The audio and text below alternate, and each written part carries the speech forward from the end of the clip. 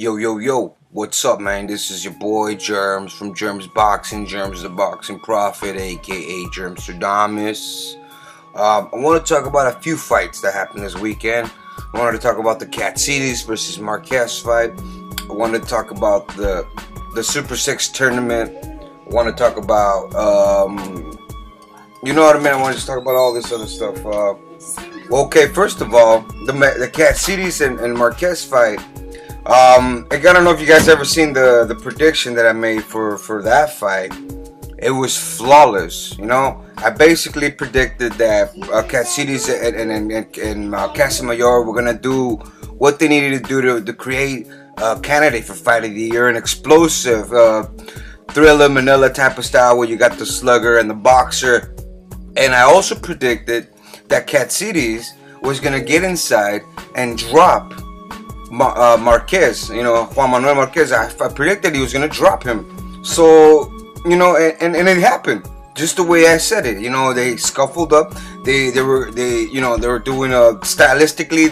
They were trying to, you know, dominate with each other's style. And Katsidis was gonna drop Marquez. Marquez was gonna get up, combination flurry away. You know, especially, you know, when you drop Marquez, people, you know, they lose their game plan because they try to rush for him, not knowing that that's the best style for Marquez to dissect.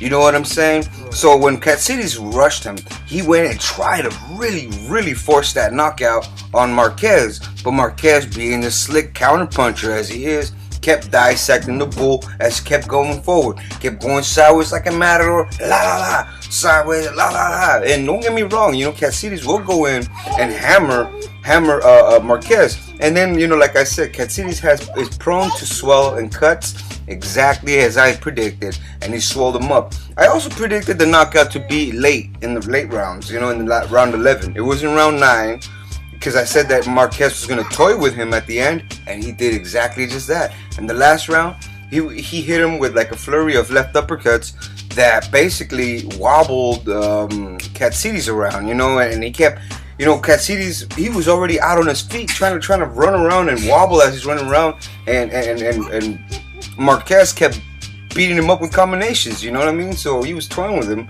So everything I said came 100%, I would say 99%, because of the round was like 1-2 rounds off. That was probably the only thing. But yeah, you know, another prediction that was dead on. A fight that happened in the undercard. You see, there's some fights that I wish I would have done the prediction for. Actually, there was 2 of them last night that happened that I didn't do prediction for, but what I knew was going to happen happened. I'm talking about Jason Litzau when he fought Celestino Caballero. I heard that Celestino Caballero Litzau was a 13-1 underdog. That to me was a bunch of bullshit, because that means that nobody really took Jason Litzau seriously. You see, I used to follow Jason Litzau when he was a barroom brawler, when he was a club fighter, and the Warrior Boxing or ESPN, you know, the little cheapo ones. You know, I see him all the time. You know, he'll knock you out or you can knock him out. You know, he's like a little wannabe Arturo Gatti or something. You know what I'm saying? So when he went up against Celestino Caballero, I was like, you know what? Stylistically, this guy can beat Celestino Caballero, and nobody believes me. No, it's how the fuck can you?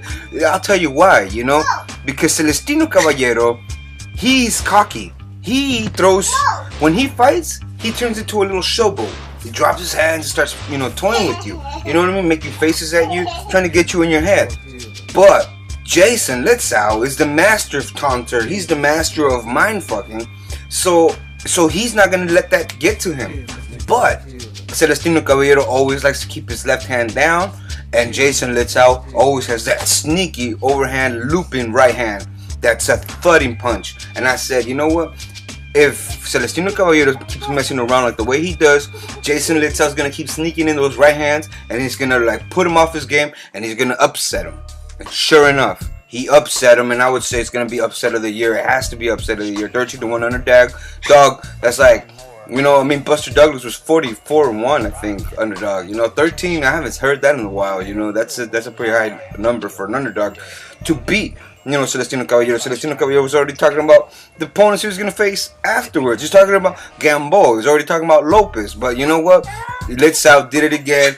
That's some real Rocky shit right there. I was jumping for joy because you know me and underdogs, man. I love them stories.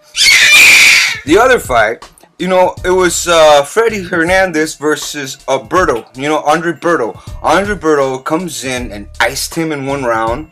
You know, I mean, some people said it was a early stoppage, but I think it was good stoppage enough. You know, because if you hurt somebody, the referee knows. The referee knows when somebody's really hurt, and if you're really hurt, you don't want the other. You know, and Berto's not no little feather puncher either, so he could have really killed him if he would have let the fight continue. So you know, I never complain when it comes to early stoppages, because I think about, you know, Levander Johnson, you know, I think about Oscar Diaz, you know, when I see those fights live, and then they have little strokes in the corner, or you know, and one dies, one had a coma, you know what I mean?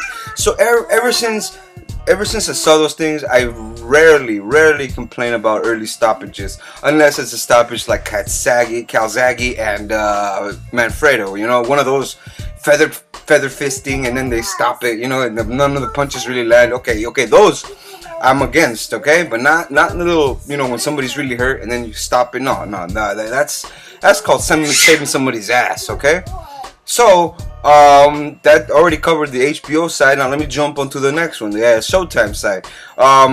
That's another prediction that I knew that was going to happen. The Andre Ward versus Sakio Bika. I knew Ward was going to beat him. However, I knew Bika was going to make it a tougher fight than he expected. I knew that Bika was going to give Ward a much harder time than Kessler did, a much harder time than any other boxer in his career ever did, because Bika is a wild swing brawler. He swings from the fences and just clubbing you, but the thing is, he's really predictable, and that's how, you know, that's how I knew that Ward was gonna, you know, take him apart, but it wasn't gonna be easy. And just to let you guys know, you know, Ward is not that Ward, you know, got taken off of his game. It's just that's the way Sakio Bika fights. He makes anybody he fights look bad. When he fought Joe Calzaghe, Sakio Bika, Joe Calzaghe looked like he was already done, because he couldn't really take him apart like he took everybody apart, like Lacey or Manfredo or Hopkins. You know, you can tell that the Calzaghe wasn't, you know, but that's just the way Sakio Bika fights.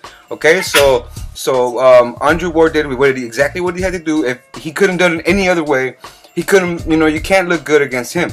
So jumping on the Froch and Abraham, wow. Carl Froch completely handcuffed Abraham the whole way through. He used the Hopkins winky right,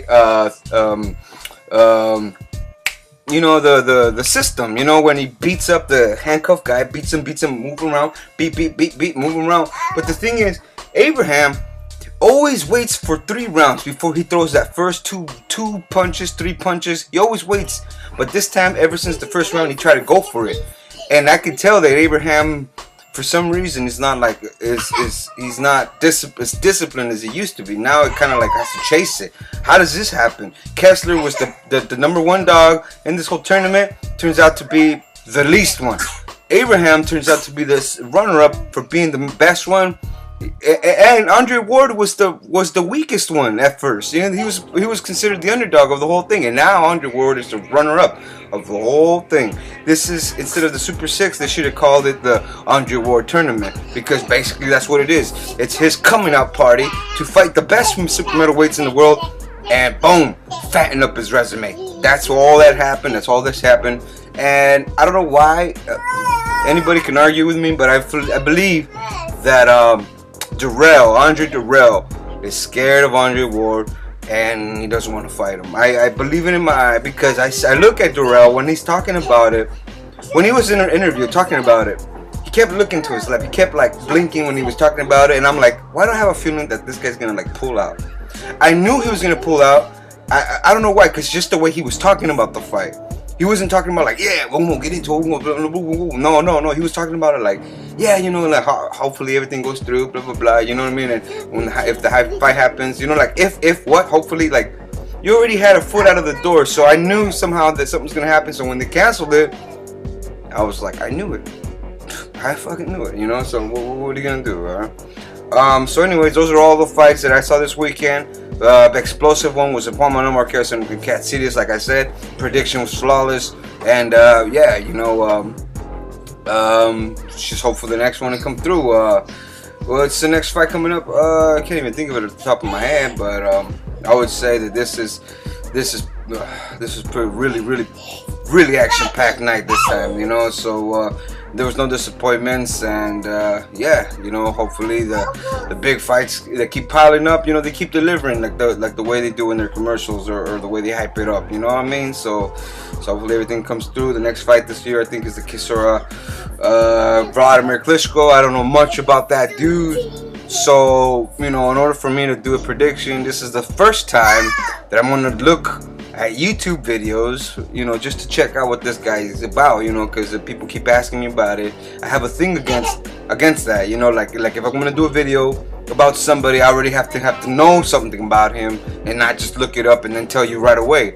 But this is going to be the first time, so I'm going to let you guys know that I'm going to be doing that just because I don't even know who this guy is. Okay, so this is JERMZ the Boxing Prophet, aka JERMZ.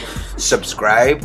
You got any questions about boxing, you know, email me at the JERMZ, JERMZ, JERMZ Boxing at live.com. Okay, so anything you want to ask me, ask me. I already answered a question about the Vitaly Klitschko and David Haye fight. I already talked about the Canelo fight. So if any questions you guys talking about, or anything you got in your head, ask me. Don't ask me stupid questions like, what if Floyd would have fought Muhammad Ali at heavyweight, or something stupid like that, you know what I mean? So yeah, just give me a hit up, and bada boom, bada bang. Okay, all right.